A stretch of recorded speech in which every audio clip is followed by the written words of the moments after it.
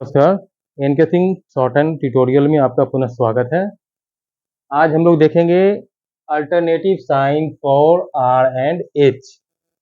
Are and H दो stock है। इस दोनों का क्या है, दो दो स्टॉक इसका दिया गया है। एक अपवर्ड होता है, एक डाउनवर्ड होता है। आर भी दो था, है ना। एक आर अपवर्ड है, दूसरा आर क्या होता है, डाउनवर्ड डायरेक्शन में होता है। ठीक है।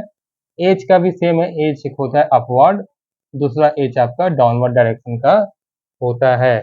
तो ये देखेंगे कि आर में अपवर्ड आर का यूज कहाँ होता है, डाउनवर्ड आर का यूज कहाँ होता है ना। एच में भी यही देखना है कि अपवर्ड आर का यूज कब होगा और डाउनवर्ड आर का यूज कॉन्सोनेंट आर का। आर में दो फॉर्म था हमारा, एक डाउनवर्ड था और दूसरा क्या था, अपवर्ड था। डाउनवर्ड फॉर्म सर्किल कर्व वाले में था, अपवर्ड फॉर्म जो है स्ट्रेट स्टॉक है। तो आर का दो स्टॉक था। तो मेन पर्पस क्या है दो स्टॉक लेने का, फर्स्ट क्या है कि जो इसका ज्वाइनिंग ऑफ स्टॉक्स होते हैं, जब इसके बाद या इसके पहले कोई स्टॉक्स हमको ऐड करना हो, ज्वाइंट करना हो, उस कंडीशन में इसमें से डाउनवर्ड या अपवर्ड का यूज होता है ना। तो उसमें सबसे फर्स्ट पॉइंट क्या हो गया, in order to facilitate the joining of stocks, joining of stocks का को सुविधा प्रदान करने के लिए आपको क्या है कि दो अपवर्ड और डाउनवर्ड स्टॉक्स का यूज किया गया है। सेकंड क्या था, सेकंड इसलिए किया गया है क्योंकि for the purpose of indicating initial और फाइनल वॉवेल साउंड्स, है ना। For the purpose of indicating initial और फाइनल वॉवेल साउंड्स। सबसे पहले क्या है कि यदि आर है ना, आर का स्टॉक आ रहा है और उसके पहले यदि वॉवेल साउंड है, उस केस में डाउनवर्ड आर का यूज किया जाता है इनिशियल पोजीशन के लिए, है ना। इनिशियल पोजीशन में यदि पहले आर का साउंड, आर का स्टॉक पहले आ रहा है, उस केस में यदि आर के पहले वॉवेल साउंड है तो डाउनवर्ड, आर के बाद यदि वॉवेल साउंड हो तो उस केस में अपवर्ड आर का यूज करते हैं। इसको याद रखिएगा।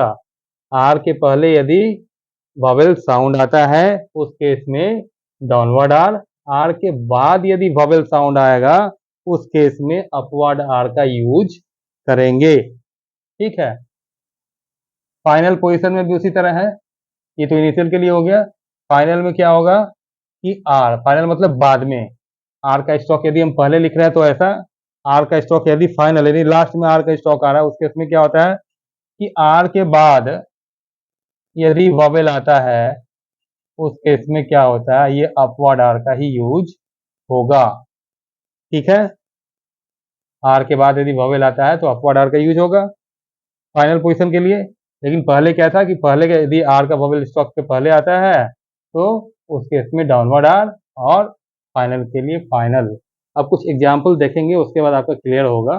फिलहाल ये फॉर्मूला अपने दिमाग में यहाँ पे सेट कर लेना है। ठीक है कि आर स्टॉक के पहले वॉवेल तो डाउनवर्ड, आर के बाद वॉवेल तो अपवर्ड स्टॉक का यूज होगा। हाँ जी, एक पॉइंट और है, उसको हम लिख देते हैं। इंपॉर्टेंट पॉइंट है, before him always downward R is. ठीक है। तो ये एक इम्पोर्टेंट पॉइंट इसमें था कि एम के पहले हमेशा डाउनवर्ड आर लिखा जाएगा। इसमें वॉवेल का कोई भी रूल पिछला फॉलो नहीं होगा कि आर के पहले वॉवेल्स है कि बाद में वॉवेल है, उससे कोई मतलब नहीं है। ठीक है। एम का यदि स्टॉक आर के बाद आ रहा है तो आर इसके पहले यदि आ रहा है तो उस केस में आर कौन सा यूज होगा, हमेशा डाउनवर्ड आर का यूज करेंगे। ठीक है। Before M always downward R is written. जैसे एग्जांपल लेते हैं रोम, आर ओ ए एम, रोम, है ना। रोम में आर के बाद वॉवेल आ रहा है ओ का, तो कायदे से जैसे पीछे पढ़े थे तो आर हम लोग अपवर्ड लिखते हैं, इसके बाद लिखते एम, है ना। लेकिन ये नहीं होता है। एम के पहले आर हमेशा डाउनवर्ड ही लिखा जाता है। इसलिए आर कैसे लिखेंगे भाई साहब, रोम कैसे लिखेंगे हम लोग, आर हो गया और यहाँ पे हो गया एम, यहाँ वॉवेल देंगे ओ का, रोम। एक्सेप्शनल केस है इसलिए इसको भी अलग से रखना है दिमाग में, ठीक है। रूम, रूम भी उसी तरह आ जाएगा, रूम, है ना। तो एम के पहले हमेशा डाउनवर्ड आर का यूज होता है, क्लियर है। चलिए कुछ एग्जाम्पल्स हम लोग देखते हैं। पेयर, पेयर को प्रोनाउंसिएट करिए, पेयर।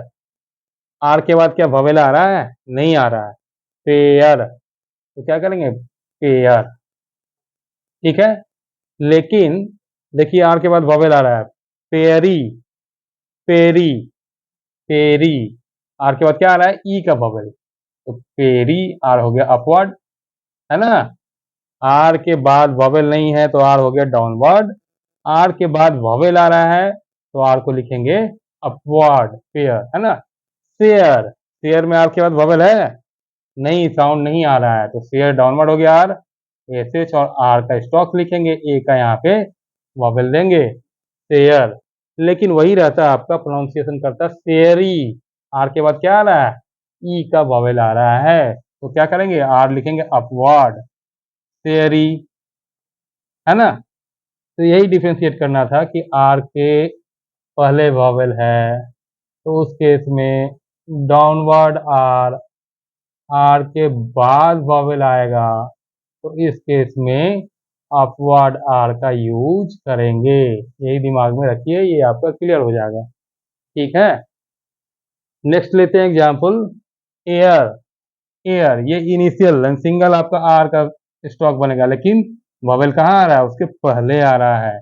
एयर, आर के पहले ववेल आ रहा है तो आर हो जाएगा डाउनवर्ड। आर के पहले यदि ववेल है तो आर हो जाएगा डाउनवर्ड आर, एयर। लेकिन भाई साहब दूसरा क्या है? रो, रो, आर के बाद ववेल आ रहा है ना, तो आर कौन सा होगा? अपवर्ड आर, रो। अब ये देखिए यहाँ पे क्या है? अरब, अरब में आर के पहले ववेल नहीं है, अ का ववेल आ रहा है तो आर के पहले है तो इसको डाउनवर्ड कर लेंगे, अरब, अरब,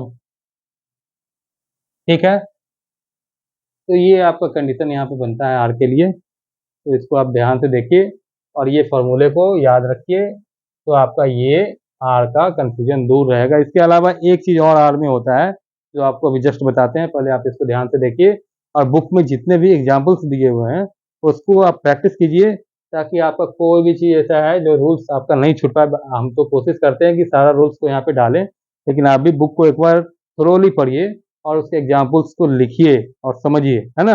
कोई दिक्कत आए तो मेरे कमेंट्स बॉक्स में लिखिए, हम उसको देखेंगे और ट्राई करेंगे कि अगला वीडियो फिर उसी हिसाब से बनाएं, ठीक है। नेक्स्ट देखते हैं एक और इसमें क्या पॉइंट है।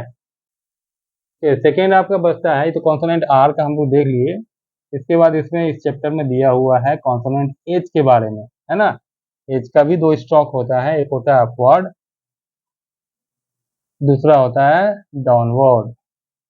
तो दो डायरेक्शन में इसका भी स्टॉक लिखा जाता है, ठीक है।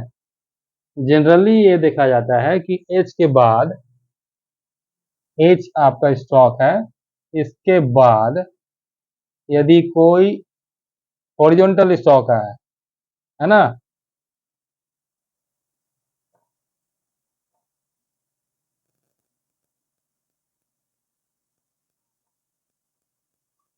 ठीक है। एच के बाद कोई भी हॉरिजॉन्टल स्टॉक्स है, जैसे के या जी, है ना, या एम भी आता है हॉरिजॉन्टल में, एम कर्व स्टॉक है, एम भी चलता है, लेकिन के जी के बारे में हम बात करेंगे, स्ट्रेट स्टॉक है, हॉरिजॉन्टल है।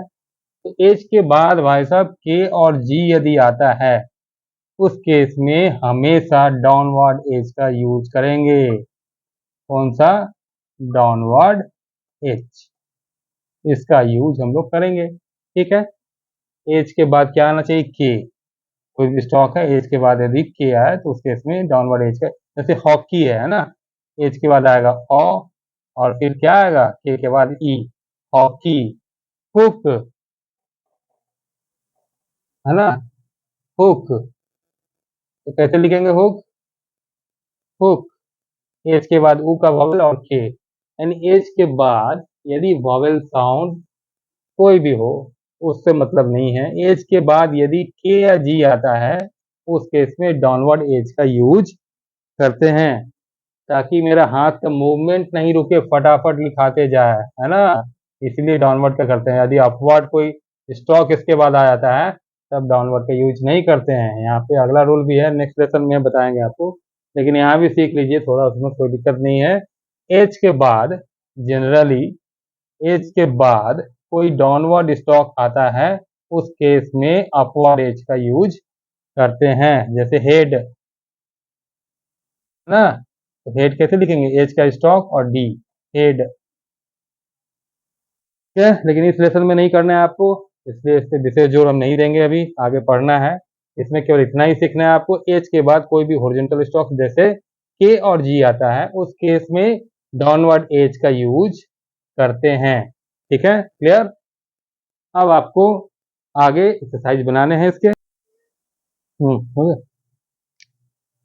ठीक है, तो आपको एक्सरसाइज जो है 13-14 इसको करना है। उसके बीच में आपका एक ग्रामलॉक्स भी आएगा, उसको भी याद करना है, और फिर आगे एक्सरसाइज आपको कीजिए। ठीक है, तो इसमें आप अभी यहाँ तक कर लीजिए, उसके बाद फिर हम 2-3 दिन का बीच में गैप लेंगे, और उसके बाद फिर आपका नेक्स्ट क्लास में हम लोग देखते हैं क्या करना है। ठीक है, तो तब तक आपका काफ़ी मटेरियल मिल चुका है, इसको बार बार रिवीजन करते रहिए, रिवाइज कीजिए, और फिर देखिए कहाँ गलती होता है। गलती नहीं होगा, अभी तो सीखना है ना, उसको आराम से एक एक एग्जाम्पल्स कीजिए, बाकी गाइडलाइंस तो आपको दिया जा चुका है यूट्यूब के माध्यम से, तो आप इसको कीजिए और बार बार रिवाइज कीजिए, फिर नेक्स्ट क्लास में हम आगे बढ़ाएंगे इसको। ठीक है, 2-3 दिन के बाद। Okay, good luck.